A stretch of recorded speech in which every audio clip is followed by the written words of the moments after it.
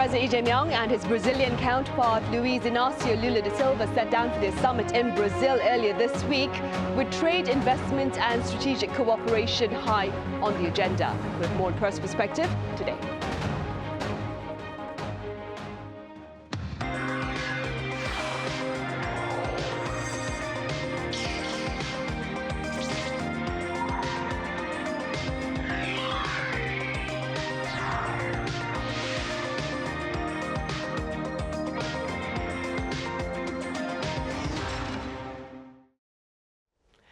Hello and welcome to Press Perspective for this Wednesday, July 29th here in Seoul. I'm Min Sun-hee.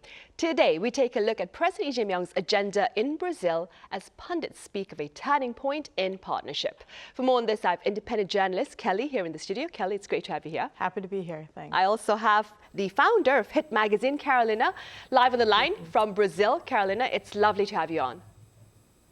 Hi, Sunny. Nice to see you again, actually. It's been 2 years. I'm glad we are meeting again. Yes. Right, thank you so much for making time. We'll start here in the studio. Kelly, what is your biggest takeaway from President Lee Jae Myung's summit with Brazilian President Luiz Inacio Lula da Silva?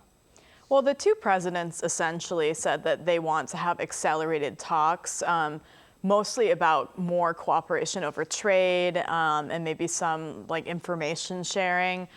Why is this important? I mean, South Korea, for one, is struggling a little bit in light of Trump's tariff regime with diversifying its trade portfolio.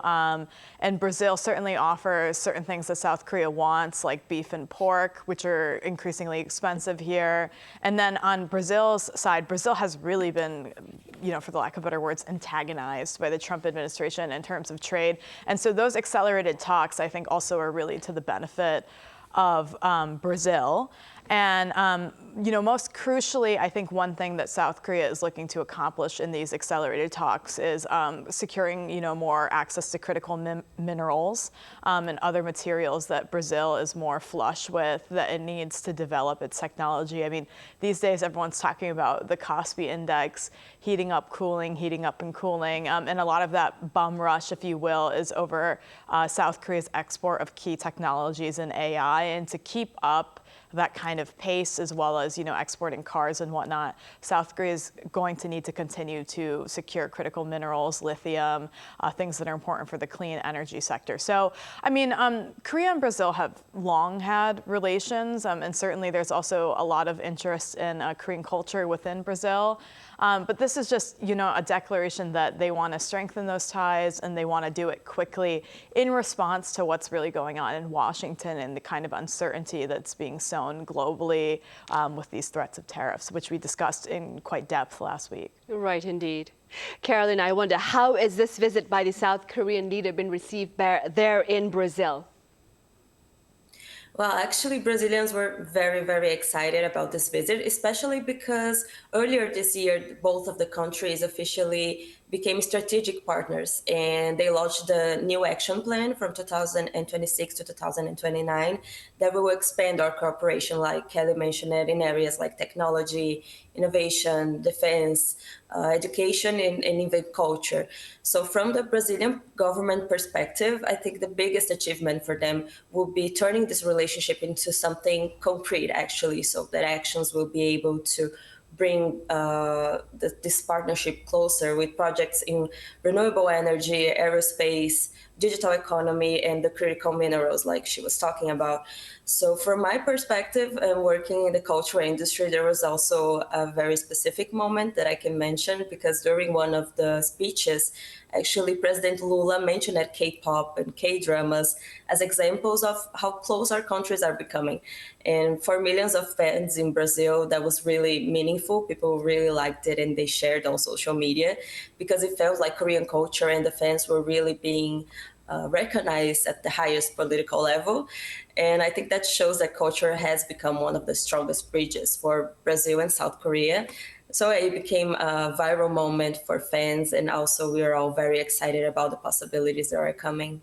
Right, and before we delve deeper into the cultural aspects of the friendship, Kelly, how does this visit to Latin America by President Lee Jae Myung fit into his broader foreign policy strategy beyond Northeast Asia, do you think? Yeah, taking a step back here for a second, I think for many years, at least in the English-speaking world or the Western media world, South Korean foreign policy and the strategy out of the Blue House has long been discussed in the context of Korea, China, Japan, North Korea, United States, maybe Canada.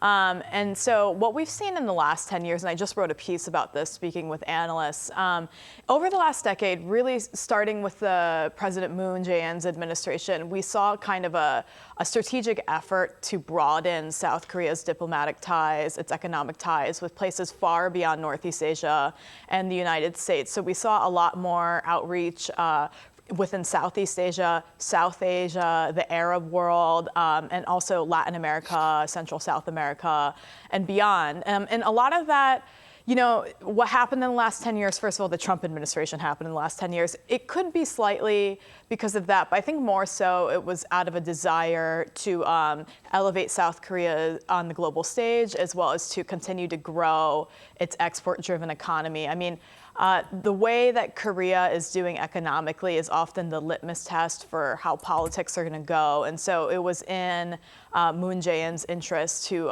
broaden those ties. And now Lee Jae Myung is kind of picking up the torch and really doubling down on diplomatic efforts all around the world. President Yoon's administration did have a little bit of outreach within Europe, particularly with NATO. But according to the analysts that I recently interviewed, they kind of dropped off a little bit and continued that kind of narrow focus on the US and Japan. So now we're seeing a broadening of that focus. And it's really to South Korea's benefit. If you look at what's been going on with the war in Iran, for instance, that has caused, you know, kind of a bit of a supply chain crisis around the world. South Korea's 10 plus years of strengthening those diplomatic ties with Gulf countries has really been to Korea's benefit. They had a meeting where they said, you know, basically more or less, please, you know, prioritize us over the rest of Asia when it comes to fuel and oil. And so now we're seeing a little bit of that. I mean, Brazil has a lot to offer. South Korea has also been reaching out to Mexico, Chile, Argentina. You see an influx of wine coming out of South and Latin America. You see an influx of meat products, fuel. As I mentioned, critical minerals are a big part of this. And that's all really important. I mean, Korean people are very unhappy with the rising grocery prices here, with the rising cost of living. And it sounds small, but those little efforts and just even strengthening trade on that front can really blunt a lot of those pains within the ROK. And then the other thing I would just like to mention is that part of this diplomatic outreach globally is South Korea is really trying to build a reputation as a major defense industry player. That's kind of a new economic front, a new place for export for South Korea. We saw in the news, obviously, South Korea lost that major bid with Canada, but they are securing a $690 million deal, which sounds small, but that could be the start of something great in providing aircraft carrier components to Brazil. So I think it's just kind of a shot in the dark, a way to see how, with one of the most populous countries in the world, Korea can further strengthen ties, build more industry, and also provide some investment. Right, and those are the interests of the South Korean government. Carolyn, I wonder, what are Brazil's biggest expectations from closer cooperation with South Korea? Yeah, since South Korea is the leading innovation, one of the leading innovation economies, it's good for us because we have strengths that can complement the Korean economy, especially in food production, clean energy, and natural resources like the critical minerals that we were talking about, that Kelly was talking about. And I also think that the current global situation makes this relationship even more important because with the growing geopolitical tensions between the United States in the global trade, with the taxes that Brazil has been receiving from the Donald Trump administration, Brazil has been looking to diversify its partnership and strengthen relationship with countries across Asia because they are one of our biggest markets as well. So what's encouraging that this summit is not only focused on trading, but the two governments also announced new areas of cooperation. Like in aerospace, they signed a memorandum of understanding between the space agencies to promote cooperation in the peaceful exploration and use of outer space. in science and technology, we agreed to expand collaboration in research development and innovation applied to the industry. And also in sports, that it's also really good for us because we committed to increasing exchanges between athletes and experts while sharing also public policies experience. But from my perspective, I hope this also leads to more collaboration in entertainment, tourism, education, media, because people to people is very important for us, especially in Brazil, because when we are working with culture, with another culture, it's important that we have the knowledge. In Brazil specifically, we have tech industry that is not so great yet, so we need to be partners with a country that can do it, so we can also have a successful tech industry in Brazil. Right, keeping in mind what you just said, Carolina, do you suppose the cultural connection between the people of Brazil and the people of South Korea have made it easier to deepen ties between the two governments? Yeah, absolutely. I think culture has been one of the biggest reasons, if not the biggest reason, why Brazil and South Korea have become so much closer over the last decade. And when I started working with K-pop 13 years ago, it was still a very niche thing in Brazil. And today, millions of Brazilians watch K-dramas, listen to K-pop, use K-beauty, eat Korean food, and even study Korean language. So through Hit Magazine, we've seen this transformation happening firsthand. And fans don't just follow artists anymore. They want to visit Korea, study there, learn about Korean companies, experience the culture as a whole, or even work with the Korean entertainment, which is my case. So I really believe culture has created this emotional connection between our countries. And once people develop that connection, it becomes much easier to strengthen tourism, education, business, and diplomatic relations as well. Right. Kelly, speaking as an American journalist based here in Seoul, how important do you suppose the cultural exchanges and the global popularity of Hallyu in strengthening Korea's relationship with countries like Brazil? Yeah, I think our resident expert from Brazil here summed it up very well. I'll just add that, from the outside looking in, over the last 10 years, what has always kind of surprised me or has been like a fun fact to relay to fellow Americans is that really the fandom for K-pop groups like BTS, Blackpink, they are exceptionally strong in Brazil, Mexico, Colombia, Chile, and quite fanatical. And that's you see it in where they, plan concert locations. Those things are very important. Sometimes in a geopolitical context, I wonder if we overestimate or underestimate the power of soft power. But I will say South Korea is certainly on the map in Latin America. And, there was a point made in Tech Culture magazine that I just wanted to read. It basically said that, U.S. cultural exports were really seen as dominating the hemisphere for the last couple of decades. But now South Korean soft power has kind of offered an alternative. And as Carolina pointed out, I mean, we really see that kind of interest in Korean culture playing out in greater diplomatic exchange, maybe economic exchange. We're talking about defense deals. I mean, the sky is the limit. I really felt it. This is just a cute anecdote, but I was in Spain riding the subway in Madrid, and it was really, really crowded. And there was this girl that was living there, but she told me she's originally from Mexico. And she said to me, "Are you Chinese?"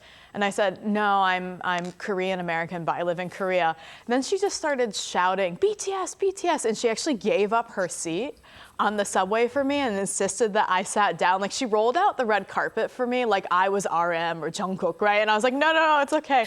But I think that really kind of speaks to, it was just a cute moment. It's like one of the only things I really remember from that trip, but that lovely kind of cultural exchange that's happening. And I really only hope that it further brings South Koreans to Brazil, Latin America, and they can experience, I know it's a really far plane ride, okay, but that they can experience some of that culture there, and that we can continue to see that kind of exchange, because who knows what that could be. I think South Korea is also becoming less Europe and US centric as well, and starting to really venture out and experience places like Brazil, India, Vietnam, even parts of Africa. And I hope that lovely trend continues, where we stop looking at this relationship as kind of a US dominant narrative over the hemisphere.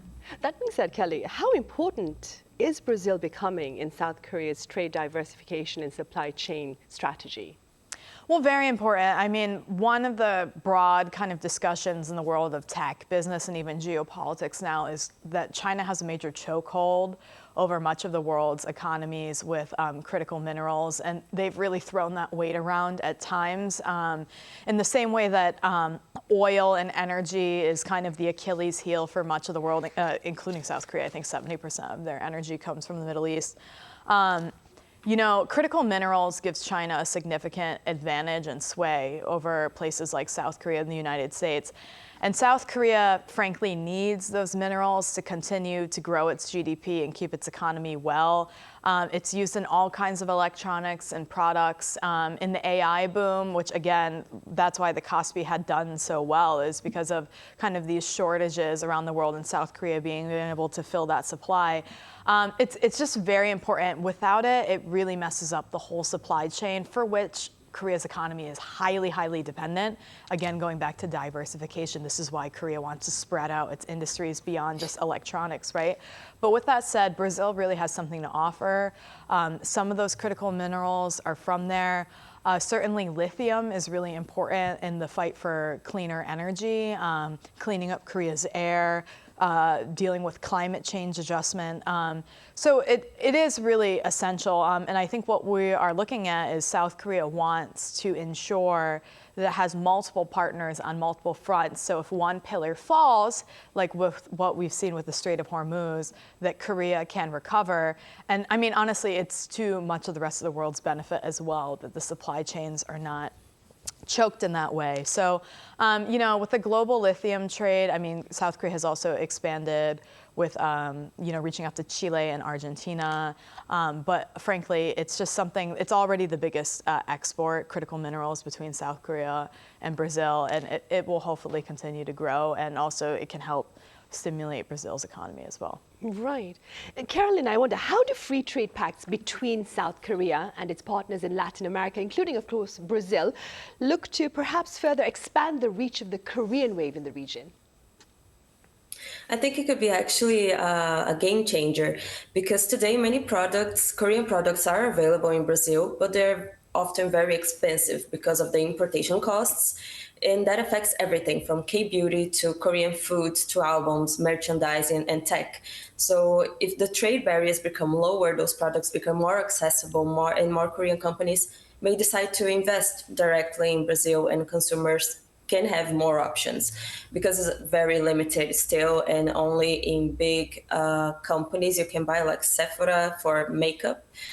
And I'm very encouraged that Brazil and South Korea have announced a working group to restart negotiations between Mercosur and South Korea. And that shows that both governments understand there's a lot of room to grow, because bilateral trade already reached around $11 billion last year, and that's only the beginning. And from a cultural perspective, it's not just about buying the products. It's about making this culture, part of everyday lives of people in Brazil, because better access to official merchandise, beauty products, tourism, food, and etc. help strengthen the Korean wave.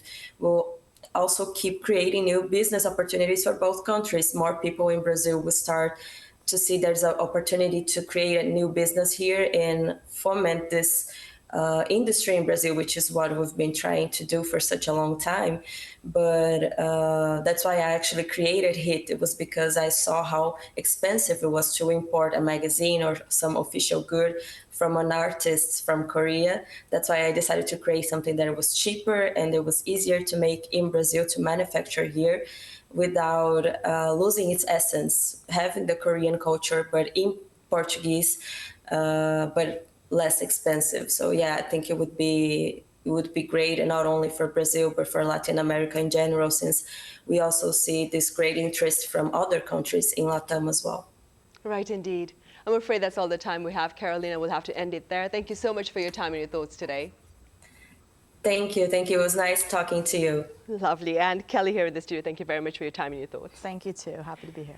Right. The real measure of success, as we've been saying, of course, will be what happens after the headlines fade. If the commitments lead to concrete agreements and sustained cooperation, this presidential visit to Brazil could mark the beginning of a stronger, more comprehensive partnership. Thank you for watching.